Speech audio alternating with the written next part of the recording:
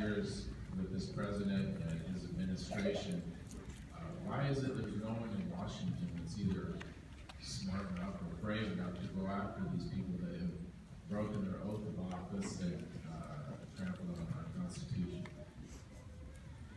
Start with Governor Huckabee. 90 seconds, please. If I understand the get on my question, knees here. just cut us off when you have to, Steve. You've done it before. I've been on your show. If I understand the question, it's why is it that nothing ever changes when people get to Washington? The essence of it. And the reason is because the donor class runs the political class. Here's the dirty little secret of how it works. The same donors who elect the Democrats are often the same donors who elect the Republicans. And the donor class pays the piper, and therefore gets to call the team. And if you wonder why, even when Republicans win national elections and go to Washington, as has happened this year, and I'm very frustrated, quite frankly. I went to 37 states last year campaigning for Republicans because I thought it was so important that we retake the Senate, to stop Harry Reid from being the majority leader. I'll be honest with you, I'm pretty ticked off because I feel like that it's one thing to have a battle over a political issue, and yes, you don't want to die on a hill that's purely political. But when the president, after saying 22 times that he did not have the constitutional authority to issue an executive order on immigration policy, then turns around and does the very thing he said he couldn't do, then it is not just a matter of politics, it is a matter of law.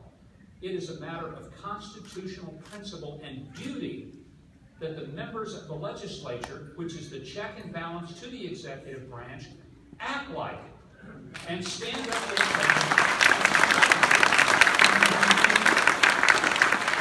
Senator Santorum. I want to pick up on where Mike left off because I think that's probably the most important case in point that we've seen. It really is a matter of leadership, and you have every right to be upset about the Republican leadership, the conservative leadership in Washington, D.C. And it's not just a matter of getting out there and screaming and hollering. You can't just get up there and condemn everything. What you have to do is you have to build relationships. Governor Huckabee, Governor Jindal, two governors will tell you that you don't get very much done as a governor just going out there and pontificating over the heads of your legislature. You're not going to win a lot of battles. You actually have to engage people. You have to get to know people. You have to find out who they are, what they believe in, and they need to understand who you are. It's like anything else. I mean, I suspect most of you in this room are married. I suspect that you don't have a very successful marriage if one just stands up and starts dictating to the other how we're going to do things in this family. Right? It's the same thing in politics.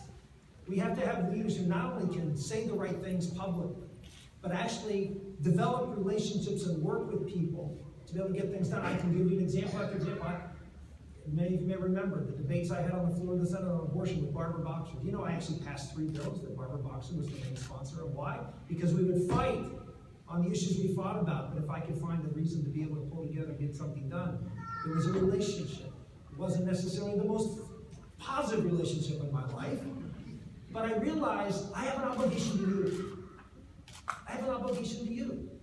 I have an obligation to work with people, even though I may not like them, agree with them, whatever, but that's how things get done in a marriage, in a business, and in life, and we've sort of lost that.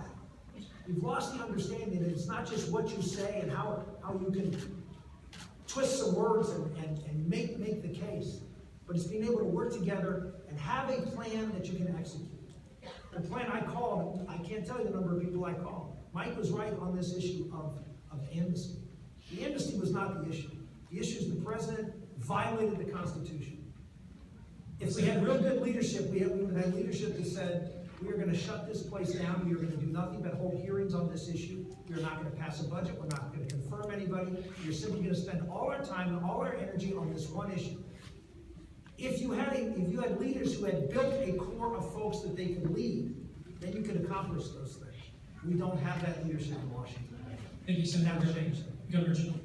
Look, I think that this last year's election was not just about getting Senator McConnell a nicer office space. And what I worry about is that that's what, to many in our leadership, the election was about. They waved the white flag of surrender on the amnesty. I worry they're about to do it on Obamacare.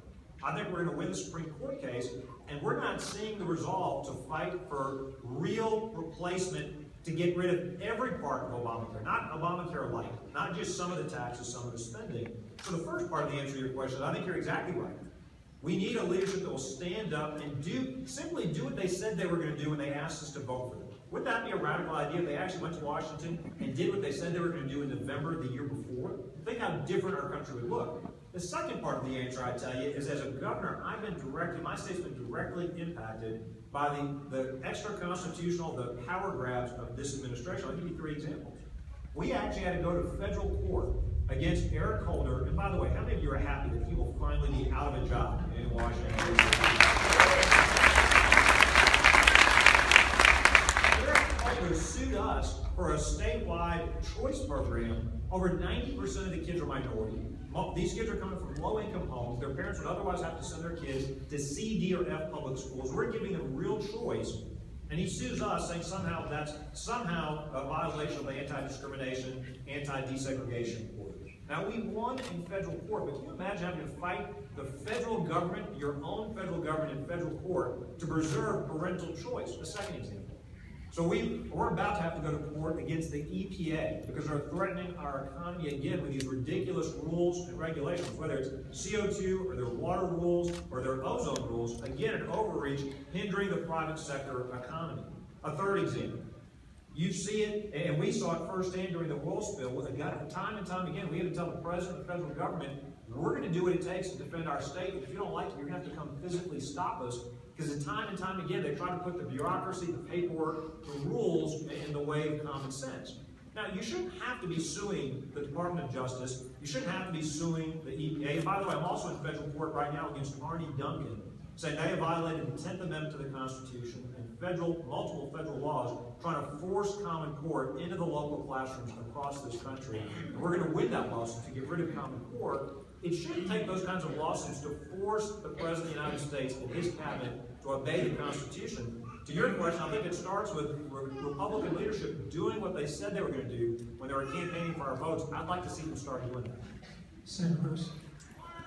Your very good question is why have we not been able to stop President Obama's lawlessness?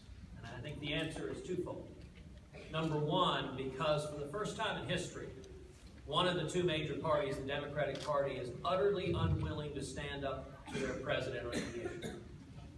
In past times, abuse of power is not something new that Barack Obama invented. But what is new is there used to be lions of the Senate, of the president's own party, who would stand up to their president when he was lawless. When Richard Nixon abused his power and, for example, he tried to use the IRS to target his political enemies, he was rightly condemned in a bipartisan manner.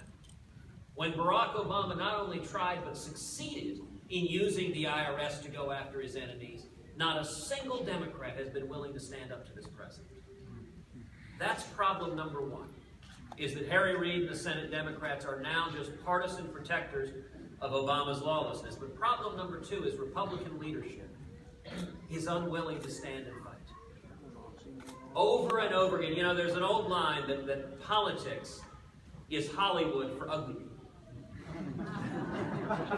And there are an awful lot of people in Washington who just desperately want to stay in office, and they think if you stand and fight on anything, you risk your job. There has been no one in the United States Senate who has fought harder to stop Obamacare, to stop President Obama's illegal and unconstitutional amnesty, to stop the lawlessness than I have done. But the answer is not going to come from Washington. The only way we're going to change it, we got to change the rules. And it's why my energy is devoted to trying to mobilize and energize the grassroots, to mobilize and energize courageous conservatives, because Washington will not listen to us unless the people rise up in sufficient number to hold every elected official responsible and to get back to the Constitution of the United States. Thank you.